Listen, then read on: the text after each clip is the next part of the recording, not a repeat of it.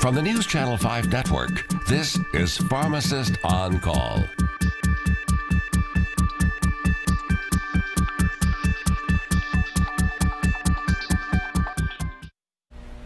Good evening, Nashville, Middle Tennessee, Southern Kentucky. Those of you out as far as Jackson, Tennessee, welcome to Pharmacist on Call with your host, Dr. Sean Pruitt. And if you are watching this show, I am your community pharmacist. Well, everyone, you're probably looking at the screen and you're shocked to see me. So I want to apologize to those of you who were expecting to see us on the first Thursday of the month.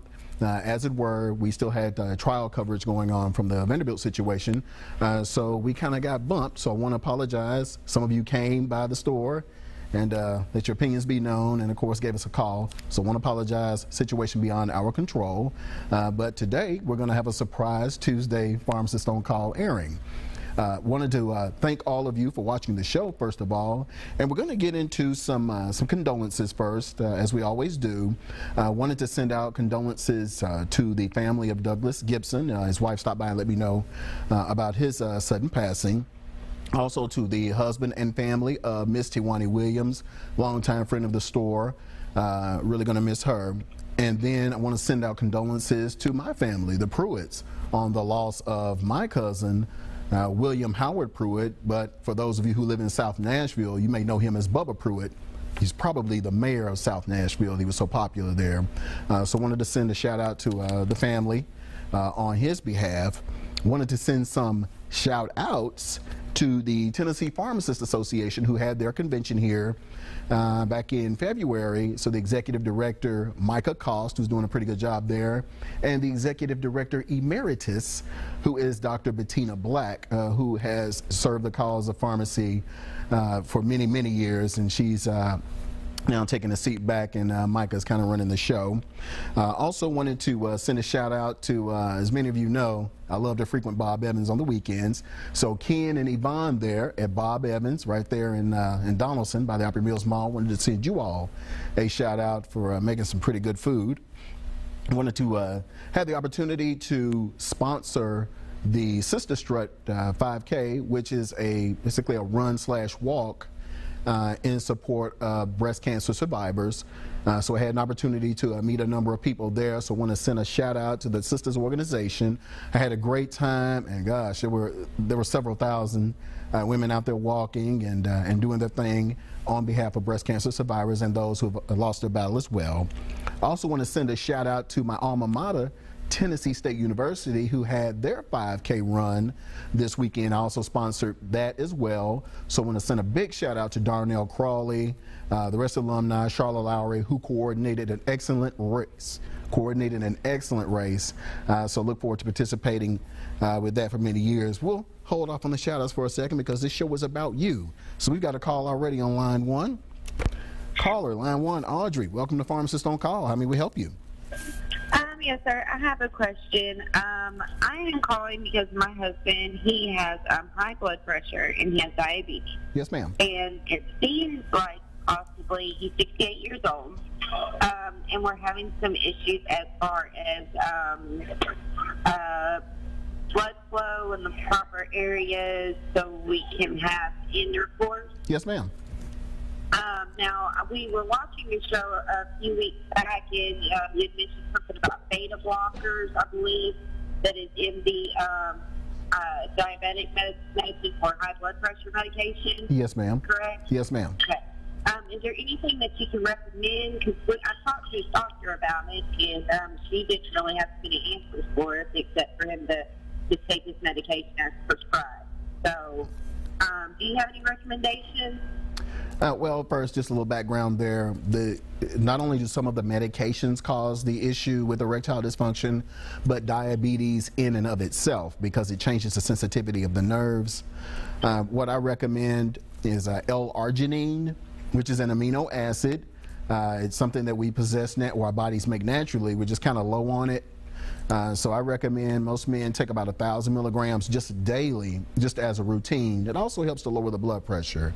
And then right before you're ready. You said L-arginine. I believe you had talked about that as well, because you were talking to somebody else about blood flow and stuff, and we looked it up online. So that is what he needs to do, is to inquire about that. And okay, great. Yeah, but he can, hold on, because he can go very high on that. So he needs to take it daily for his blood pressure. But right before you get ready to have activity, about 30 minutes to an hour or so, you tell him to take about 5,000 to 6,000 milligrams. You can go really high on it, which is about 5 or 6 tablets of the 1,000 milligram. And then that should get him some result. If not, we now carry a generic of the form of Viagra for $1.50 per tablet. So that he's tried that, and it did not work. Okay, so yeah, let's go with the L-arginine then, and then he can just, for a daily maintenance dose, 1,000 milligram tablet during the day, and then right before you get ready to do something, just really go high on it, and it's safe. You can take plenty of it. Okay, and continue on his medications as the doctor has prescribed to him as well, correct? Absolutely. Now, how is his hypertension and diabetes doing? His blood pressure, his blood pressure is always high. It doesn't matter. I think he takes one in the morning and one at night, and every time we test his blood pressure, it's way too high. Okay. May want to add on beetroot juice. It's a juice that we can't even keep in stock. I order 20 bottles at a time, and it is gone. But it's been helping a number of people who are on blood pressure medication and diabetes medication, and they kind of plateaued out. It's giving them that little extra to bring their numbers down into the normal range.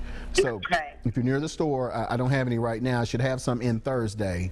Okay, and what was it called again? Beetroot juice. It's the juice from the root of the beet. Okay, all right, great. Okay, yes, I think you've answered all my questions. I really appreciate it. Yes, ma'am. Thank you for your call. All right, thanks. All right, bye-bye.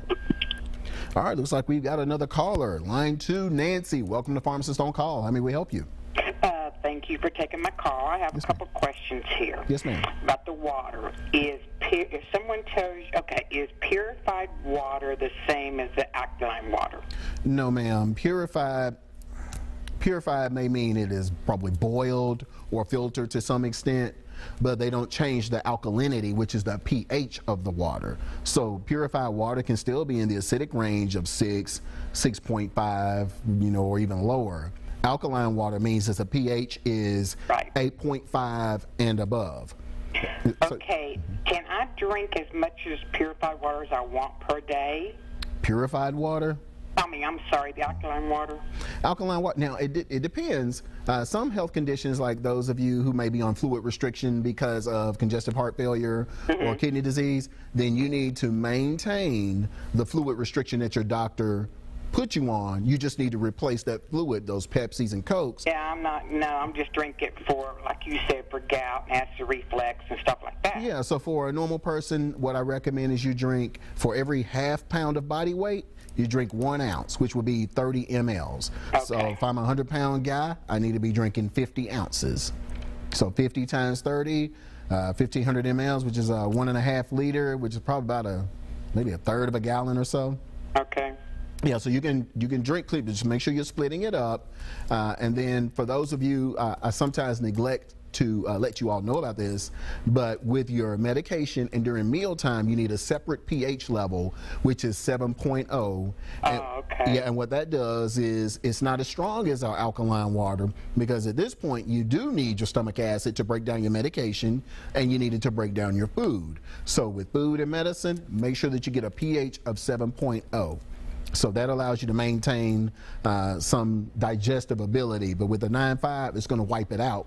And that's why so many people have come off of their acid reflux medicine, because that alkaline water, it's wiping out that reflux. It's killing that acid. Oh, so if I'm taking medicine or with a meal, it needs to be 7.0? Yes, ma'am, 7.0. We have several different levels of water. I mainly talk about one for the health benefit, but there's even a pH that is ideal for you washing your skin and your hair with. Yeah. Right. Yeah, okay, how long can I keep this water? I keep hearing things like that. I have kept the water for months. Some people say that it spoils after 48 hours, which I have no scientific evidence to back that up. I can't prove that the alkalinity changes that quickly, but what I can say is the antioxidants, your cancer fighters, do leave, because as you open the top repeatedly and it's exposed to oxygen, you're losing your antioxidants. But just when you take off the cap, make sure you're closing it very quickly. But in terms of the main thing that the water does, which is the high pH, I think that alkalinity remains for some time. I'll just say that when I became a believer in alkaline and Kangen water, I think my water I had was like 2 or 3 months old, and I just happened to be sick that day, so sick that I didn't feel like eating, so I just fasted that day and drank that water. And apparently the alkalinity was still there because it knocked whatever I had out in one day. Next day I was feeling great. So okay, my last question is, I think one time on your show you mentioned something, I think it started with a K. It was for arthritis and joint pain. Arthritis and joint pain. You're a savvy watcher. You're remembering all my stuff here. Now, let's see. Arthritis and joint pain. I'm thinking turmeric. Yeah, that's it. Okay, yeah. Turmeric, which is the spice, the curry spice that you use in Jamaican food. And I'm sorry, I didn't get that. Cultures. How do you spell it? Sorry, I did go fast. Turmeric. It's turmeric. Okay. And it has a is number of that turmeric benefits. slash something, or is that just the name? Is that the real name? Yeah, turmeric. Where can I get that?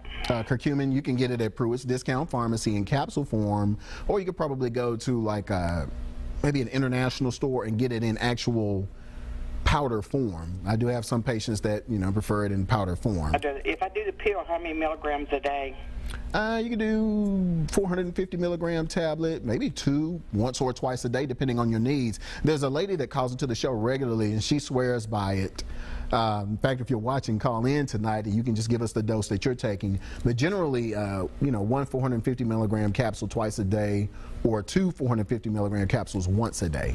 And it's good for arthritis and joint pain. Oh yes, ma'am. Not only that, it's good for your cardiovascular system, your heart. Turmeric is good for a number of things. Yes, ma'am.